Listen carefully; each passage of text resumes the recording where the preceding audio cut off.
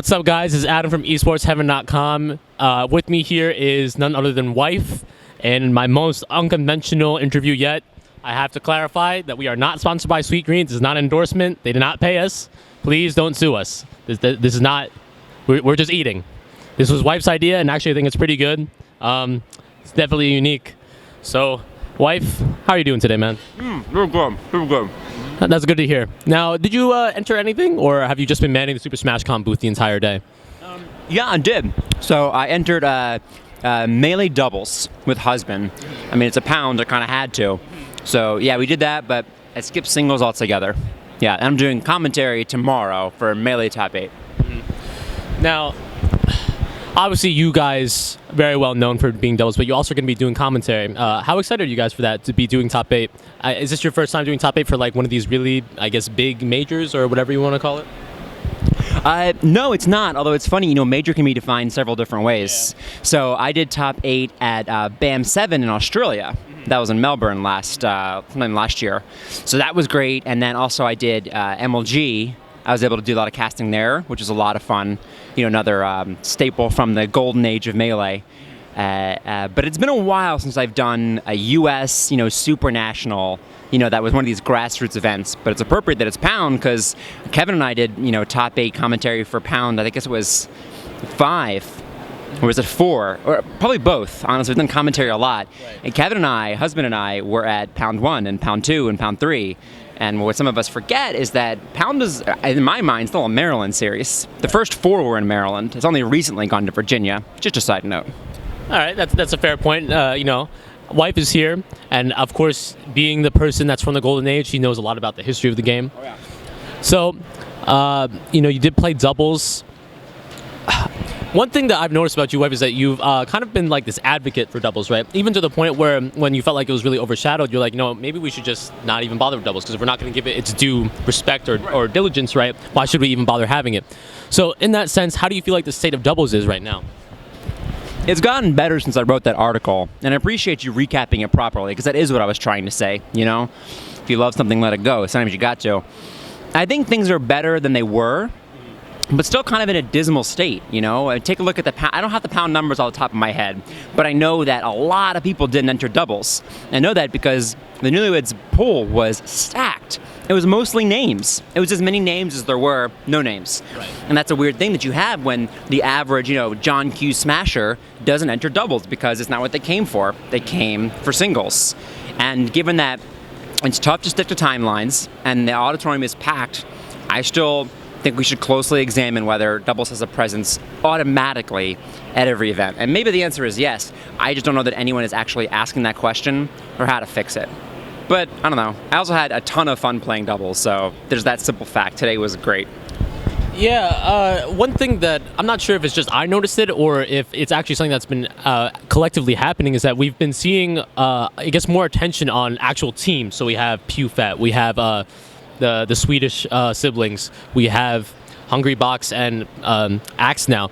Do you think that that's a sign that it's getting stronger, or do you feel like that's just people finally noticing what's always been there? Well, it definitely hasn't always been there, that's for sure. I'm not sure what it's a sign of, but there's an undeniable change in the presence of consistent teams and teams that have relevance. For example, PewFat, they've known each other since they were elementary school, if I'm not mistaken. Old school bros. Right. And then older than that, you've got your Armada and Aniolis, Armada and Android, right. And they grew up together. That means a lot to me. HBox and Axe, the 3 examples, HBox and Axe are on the same crew. That to me is very exciting to have 2 people from a sponsor. So if you have that, then yes, it begins to matter. And when PewFat won their first national with all the talent there, that was a sign that, maybe there's a glimmer of hope for real teamwork surviving and not just Mewtwo King plus whomever winning tournaments nonstop. Right. Now, I was talking a little bit with Trudad about this earlier. He's someone that's also a very big fan of doubles, and we were talking about what can be done to actually improve doubles, make it more, I guess, relevant to the general Smash community. What can make it garner more interest? And he was saying something just like maybe pot bonuses or better storylines. What do you feel like is, I guess, the key or the steps that should be taken? Because it seems to me this isn't just some problem that can be solved with like a magic bullet or something like that. How do you see the issue going forward? No. And that's the first and honest answer is I don't know. But because it's an interview that you're going to put up on your channel, I'll try to wax poetic about it. I think that with any problem, you have to find the right question before you can find the right answer. And I don't think anyone's asking the right question. I don't know what it is either. Right. But what we've done is put a doubles tournament and double elimination before the singles tournament since the beginning of time. We've never changed anything, and that has not led to what, for it to be really flowering. So somewhere in there has to be a different truth or an absence of an answer. But I don't think I certainly don't think, all due respect to Chew Dad, something like a pop bonus will change anything. Storylines maybe, but you can't force those. There has to be some sort of fundamental shift, and as much as this wouldn't be my decision, there should have to be probably a greater focus on it, and it not just being the preamble to singles, because it will always feel that way. Doubles are always going to be the event that's first. You got to get up earlier for. It's doubles is the event that you missed because you slept in. Doubles is the event that you don't turn on Twitch until a little later because you know that singles top 32 doesn't start until about 6. That's when I'll tune in. Right. It'll always feel that way, less important, and with fewer entrants and a smaller prize pool, I don't know how to come back from that. So my answer is I don't know, but it's going to have to be a fundamental shift, not a topical one. Okay, that's an interesting point that you bring up. Now, going away from doubles, you're a person that wears many hats. You were once a competitor. You still are in many ways, especially with doubles, like you said. You're a commentator now, and you're even an author. You are a tournament organizer. Where do you see your focus as of now? And obviously, you have life outside of Smash. Like, what is going on in the life of Wife, and how are you shifting your focus to where you think it should be most applied to? Sure. So, Wife as a human being, as Chris Fabizak, my life is the almost want to say easiest, but certainly I'm in a stable and good place. I'm married. I know what I'm doing with my, career. I'm not in a state of tumult. When I was competing, it was just, in college, what am I going to do? I worked, I was a substitute. I was an elementary school teacher, and I worked at a funeral home, and I worked at a staffing agency. I did all kinds of things, and I've really settled down, and so I feel like I can focus a little bit more on Smash in a way that's longer term instead of thinking about the next month. And I consider my greatest role in the community to be community development, audience development, but also specifically ambassadorship. I really want Smash to grow and continue to maintain the integrity that it has made it to be as good as it is, and specifically with SmashCon that I'm working so hard to build. We want it to be massive for sure, but I also want it to be a safe place. My pitch for SmashCon, not the one I give at the desk when I sell tickets, but if I'm trying to explain, like, to my in-laws, for example, I would spend so many hours a day, running this thing, I would say that, this world can be scary and intimidating and bad, and people can be mean and bad, and as hokey as it sounds, I want events like SmashCon and SmashCon to be a safe place that you can go, a place where it's safe to be whomever you are. Maybe that's a gay straight thing, or maybe it's a nerd, pretending you're not a nerd thing, or maybe it's just a place where everyone's nice to you for 4 days straight. I want SmashCon to be a place where you go and nobody yells at you, get down off there, or no, you did the wrong thing, you said the wrong thing. And Smash is in a wonderful place to do that. This game that we're playing that has longevity since we were kids, the game where there's not kills, there's KOs, the game where the community is always so welcoming, where with very few exceptions, you can go up to, hey, HBox, I saw you in the thing and I liked it. I'll say, okay, great, dude, where are you from? It's not impossible to reach them, they're not locked away in little glass booths like with some of the bigger esports. And where if you go into play, no one plays you and beats you and says, get better, nub. 10 times out of 10, the person next to you will give you advice if you ask for it. But you know what happened? You're rolling too much. What's your local community, like? Does your college play? It's a wonderful thing that, frankly, can't last forever. So for as long as it lasts, I want us to be leveraging that into some real, true good for the world. Much in the way that I think that being at Walt Disney World feels like an escape from regular world. I want Smash events can be that. It's not real life. It's an escape for 4 days. You can be someone else. You have your gamer tag. And I want that to grow into not so much a niche, but more like an entire, to subculture to a greater extent than it is now. It's interesting that you bring that up. As you said, like, this is an escape. This is something that's been discussed a lot, especially in the documentary and now. But one thing that's really interesting that you brought up is, like, when you're explaining this to other people, sometimes it's so difficult to explain what's going on because not everyone gets it. I'm sure that especially with someone like you who spends this massive amount of time, trying to promote the community, trying to further the community, it must be so difficult to explain to people who are close to you who simply don't get it. Like, how did they react? Especially like someone like your wife who must be wondering, like, why are you always so focused on this or that and not on whichever? Mm-hmm.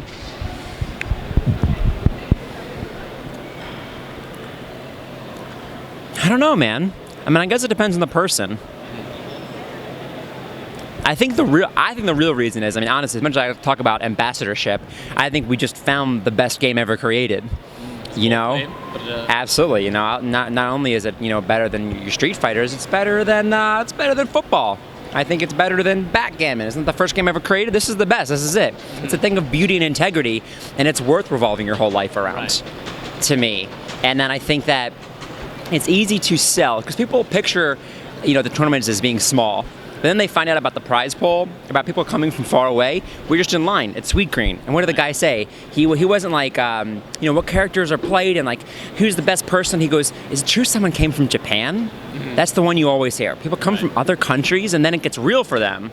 So if I'm trying to impress like a non-nerd, I would usually drop the numbers. In fact, what I'll do is I'll pull up my phone, Google a picture of, Katowice, one of those massive events and say, we're not quite this big, but this is what gaming is like. And this is what we're going for. And people come from all over the world and train all year long. And yeah, we give away tens of thousands of dollars. And it's the weight. I think it's the weight people are looking for to make it seem worth investing a person's time. And that's what I think.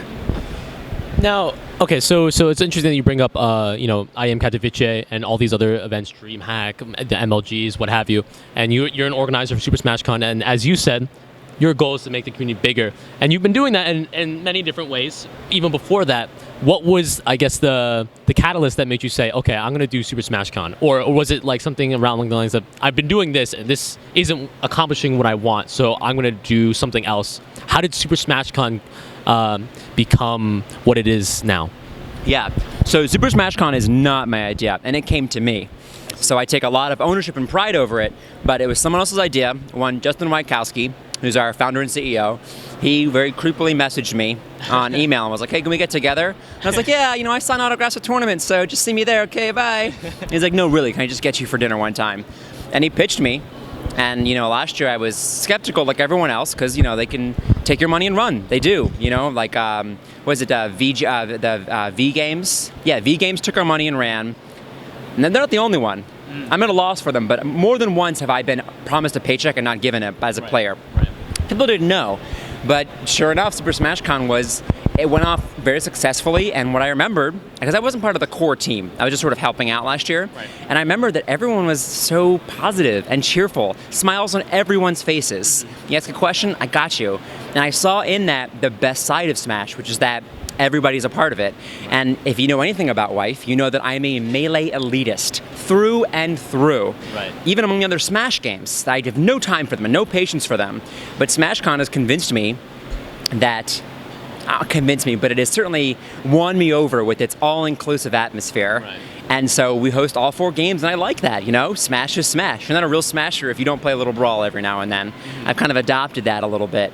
And I played my first stock of Smash 4 with the staff of SmashCon. So it's even reaching out to me and making me less judgmental of other games and things like that. So if it can, melt my cold heart, then I hope that it will do so for lots of other people, and I want to be a part of it and lending my name to it. And I hope I'm organizationally also strong.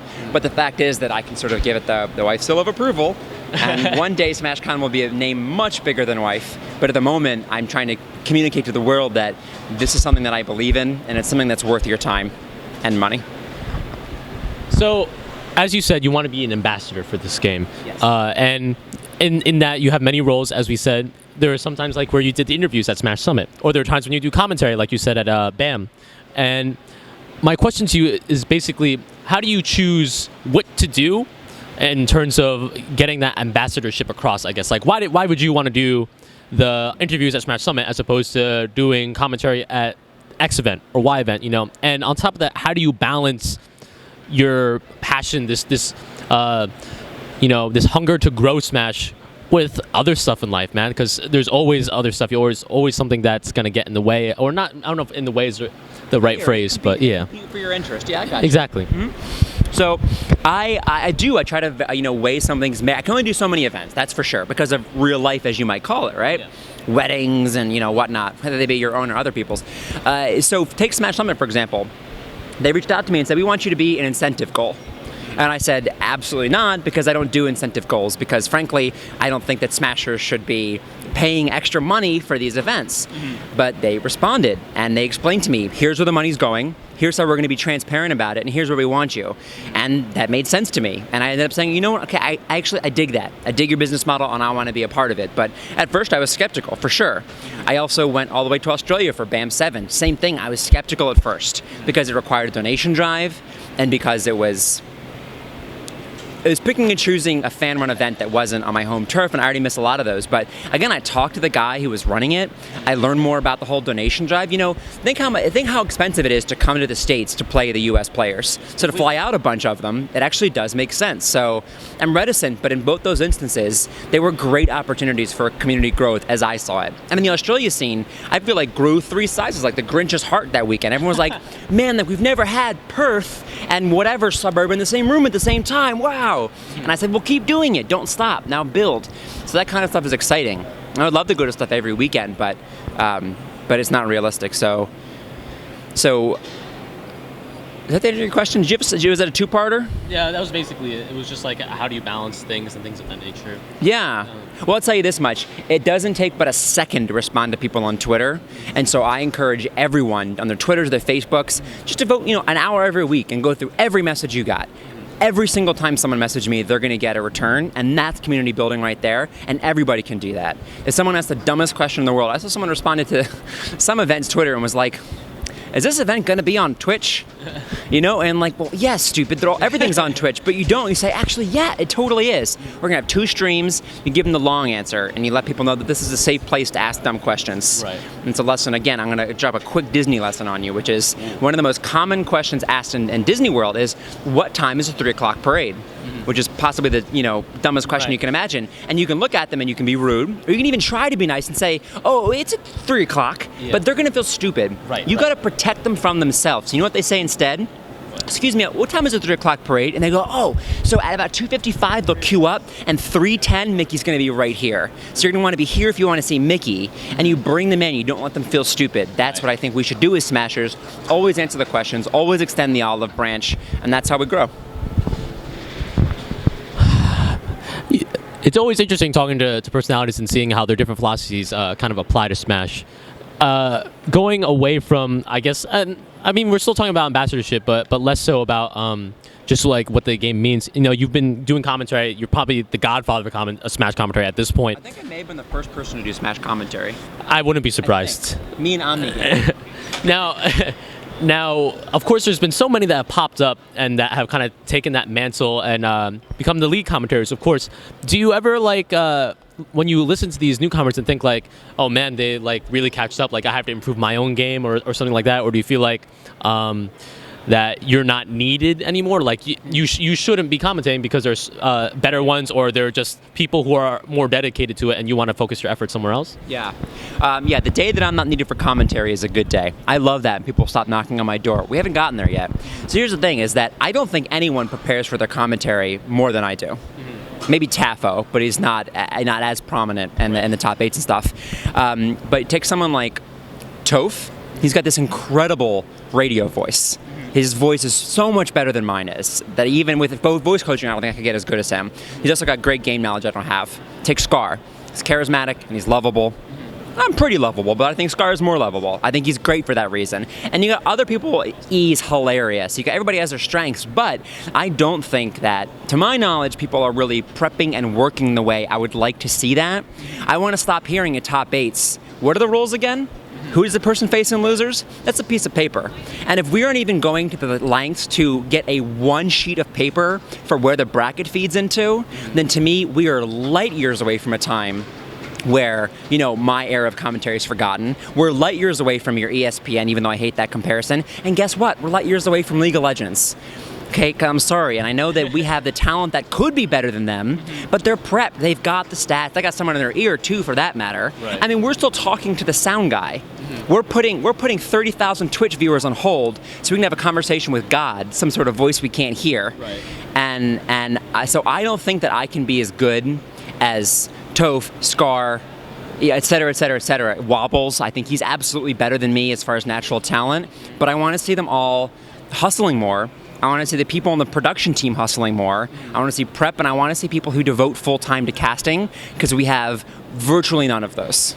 That's what I think we need, people who aren't players. Because guess what? Toph, he's an upcoming smasher. He's got his own Smash career to think of. I get that. I respect it. You know, and a lot of people are doing that. I would just see someone come to a tournament with not entering anything. Their only job is to be hydrated, awake, and informed, and groomed.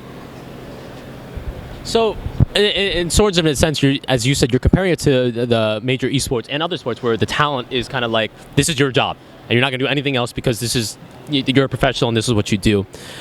In that sense, is that kind of why you feel like you've been announced to do commentary at various events? Is it kind of like you and husband saying, like, let's show them how it's done, or is it kind of like a different motive, I should say? Oh, yeah, no, there's no question about the motive. It's nostalgia. That's what it is, nostalgia, especially for Pound, because it was like, for one thing, you know, as Nintendo had said to me, you know, it's largely a showcase of MDVA talent. Players, casters, look at the other games, it's MDVA talent. Those are the ones doing the top 8 whenever possible. And for some games, I think it's, some events, it's a nostalgic factor, like, oh, you know, wife is going to be there.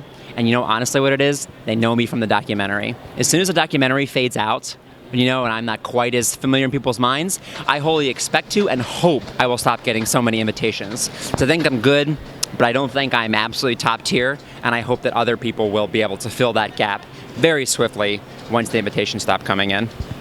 No, that's. I was actually going to ask you about the documentary, so thank you for bringing it up. As you said, one of the best things I guess I could personally that I think you did for being an ambassador for the game is for being essentially the voice of that documentary. And of course, when you were recording it, I'm sure you didn't really expect it to like be this bomb that dropped on the community that just made it skyrocket upward. When you saw the product and you saw how what you said affected so many people and made the community grow so much, how did that change you, or how did that make you feel? And did it, as I said, did it change you and make you maybe refocus in certain areas? It's interesting. So I like to say that marrying my wife was the best thing that I ever did, but the documentary is the best thing that ever happened to me. I have never been bestowed, or have I ever witnessed such a not convenient, but fortunate coinciding of events. I mean, Samox, again, emailed me and was like, hey, I'm doing a documentary. And I was like, yeah, sure. But if I was busy, I wouldn't have been like, oh, I'll make time for it. Because you don't know. I mean, Smash was dead. Yeah. I didn't know this guy. And frankly, a lot of people will come, interview you, and nothing comes of it. I mean, that gets frustrating. Your paychecks that don't come, videos that don't even make it to YouTube, right, or worse. But I said, okay, cool, you know, let's give Sandbox a try. I said, but you can't stay with me because I don't know who you are and you're weird. And looking back on it, I mean, I would, you know, I'd give him a liver if he asked for it. I'd give him a bed the first time around. Yeah, and we talked, and it was easy for me because I liked hearing myself talk, and Smash is my favorite topic to talk about. So I just went off on it and then forgot about it for however many years it was that he was producing it. I didn't hear about his Kickstarter, the first one. I didn't know what was happening. And even when I saw it, I was like, man, it's really good, but I didn't get it. I didn't get that it was a big deal. And then it starts growing, and it starts appearing like in your Tumblr feed, and weird places that it shouldn't be appearing. I get friends from a long time ago who aren't gamers being like, I just saw you on YouTube. Like, you were one of the recommended videos. Yeah. And it's my face, you know, on the thumbnail for the first episode. And when the doc made it to the front page, it was I got to be on the front page of Reddit. This face. Yes. I was thrilled about that. It's very surreal. And all I can say is that I'm fortunate that a good filmmaker included me and wanted to put me in there, because it's his vision and it's what he did for the community. I don't think any one person has built the Smash community more than Samox. I guess except for like Sakurai. But I mean, yeah, he is responsible for this resurgence. We wouldn't be here in the Ritz-Carlton right now. Right. Pound 5 wouldn't have gotten paid out, I don't think, without Samox's documentary. So it's just massive. And the only thing, no, it doesn't change my perspective, because they're all my thoughts. Incredible that people care so much. Incredible that people who weren't in Smash got into Smash. You know, my little brother, for example, wasn't into competitive Smash. Seeing me play Smash wasn't enough. He didn't really care. We played with items on and whatever. Yeah. So the documentary is like, I'm going to be a professional Smasher. And he's here at Pound. He made it to the second round of pools. Oh, man. So that's what I'm saying, is that it has a way of touching people I am just infinitely humbled by. And so the only thing I guess that it taught me was that it taught me the power of a good story. Samox told a good story, and it changed the world. And so if you're watching this and you have a story you want to tell, you want to write a book, you want to make a documentary, do it. Take a leap. And you never know, you could really change things. That's the wise words from wife. Powerful, very powerful words. Still trying to take that in. I guess you've, as much as a positive person as you are, you have been critical in this interview of certain things, right? And it seems like you have this ideal vision of Smash, right? Yeah. Besides everything that you talked about, is there anything in particular that you feel like we need to improve on, or is there something that you're like, this is the end goal, I want everything to be like this, and until then, we're not going to be where I think we could be or where we should be? No, nothing additional. Again, I guess I made a point of hitting the few things that I think we could be better on, but we're also getting there. And also, I do think that there's certain aspects of professionalism with respect to, I don't know. Production side isn't quite right because our streams are amazing a lot of times, but with some logistics. But anyway, point is, we are also ahead of the game in a million ways. And we're so much better than we were a year ago and 2 years ago and 3 years ago. It's absolutely unbelievable. I'm amazed at these events. Do you remember even just like 18 months ago, where almost every event seemed to run late? Yes. 2 years ago. Remember the MLG circuit? Yes. 80% of them ran late. It was like, we can't possibly run a tournament. What's happened in the last 12 months? It's been good. Yeah. It's rare you hear about 2 a.m. finals. There is an issue. No one knew what they were doing. So TOing has grown leaps and bounds. And Smashers have stopped, rolling over like a puppy dog and asking for mercy every time, there's a tournament that it leeches off them. We've gotten a little bit of a backbone and some integrity and said, if your event screws us, or if you're not, engaging in good business practices, we won't come to your events. That's finally happening. I'm very proud of that. I'm proud of the numbers we're getting. In fact, I'm astounded at the numbers we're getting. I think we're growing at a rate that is above expectations. I think we're running events above expectations, especially considering how quickly it's turned. I think we have great community leaders also above expectations. You got people who are putting together stats or doing their little, YouTube shows, Scar and Toph, whatever, that I think are great. People love it. We've got celebrities. Our storylines are way, way, way above expectations. I keep thinking everything's going to flatten out, and we're going to have 4 the same kind of person win the tournaments over and over again, or someone's going to be invincible. It doesn't happen over and over again. I mean, when you contrast, like Mango and Leffen, you couldn't ask for a better storyline. It's incredible. It sells itself. It's wonderful stuff. So I could go on. I'm thrilled. Oh, and metagame. Oh, and the metagame is advancing so well. I'm astounded by how fast, and also I love it. I hate it whenever anyone, not that it's often, but if someone says, I don't like the current meta, I don't like the so-and-so, or complains about Hungry Bucks, they're crazy. Everything I see is brilliant. I love it. So, yes, far and away, we're doing wonderfully. The only small qualms I have, I had occasion to mention.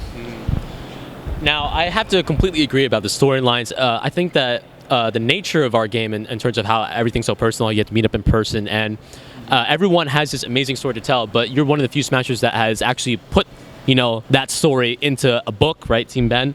Now, I'm sure that wasn't really that easy to say, like, oh, I'm going to write all this, and then I'm going to let the entire world see the struggles that I've gone through and my life story. So was it difficult for you to make that decision to release it? What convincing did it take? How did you come to that decision? For sure. Have you read up on this, and are you feeding me these questions, or are you genuinely curious? I'm genuinely curious. I have such a good answer for this. I have a story. I read the book, so. Thank you for reading it. Yes, Okay. It was a great book. Thank you. So I wanted to write the book because I wanted to chronicle the most important part of my life to date. I had this intense struggle, with mourning and with depression, and at the same time, my life was this, totally, it felt anyway, glamorous, idea of traveling and competing with my best friends, and I was worried I would forget about it. Honestly, so I was like, let's write it down. In fact, let's write a book. I've always wanted to. I love books. I love words. And it took me a long time to write it. It took me, I think, 3 years to write the thing. You'd think it'd be easy. I'm only writing about myself. And it's only 300 pages or something. But it was hard. I thought it'd be so easy. It was very hard. And I finally was done. And seriously, I had like just like boop, boop, done. And Prague messages me and was like, hey, would you consider, and I forget exactly what he asked, but it wasn't that different than what I just finished doing for 3 years. And I said, actually, I just did this. And he goes, you have to publish it. You have to share it. I said, I don't know who's going to want to read it. People these days hate reading, and I'm old, I'm old school. And he convinced me. And I put it out there and people read it. It's been downloaded, I guess, like 13,000 times now. That's nuts. If it was 1300. So that's why. It was Prague. I owe a big thank you to Prague. And so thank you, Prague, for encouraging me to release it. Yes. Thank you so much, Prague. And of course, I have to, again, thank you again for making the video. Oh, I'm sorry, for making the book, because I think it's really important to chronicle the esports history. That alongside Game Boys that chronicled complexity versus 3D back in the early years of esports before we hit the 2010s, because there's not a lot of stuff out there. People don't know what actually happened back then. But wife, this has been a good meal and talk. I don't have anything else to say, man. Do you have any shout outs you want to give, a word you want to say to your fans? How can your fans follow you? I appreciate that. I'm everywhere, though. I don't need to advertise for myself. If you Google wife, you get all the things. No shout-outs. You've let me talk about my book and Super Smash Con, the documentary. Nothing left. I'll simply say, again, thanks for the interview and agreeing to do lunch because I was starving. And to everyone, just be kind to each other. It's the most important thing in the world. Just be kind to everyone. That's it. All right, you heard it here, guys. Be kind to everyone. Stay tuned to esportsheaven.com for more coverage of Pound 2016. We'll see you.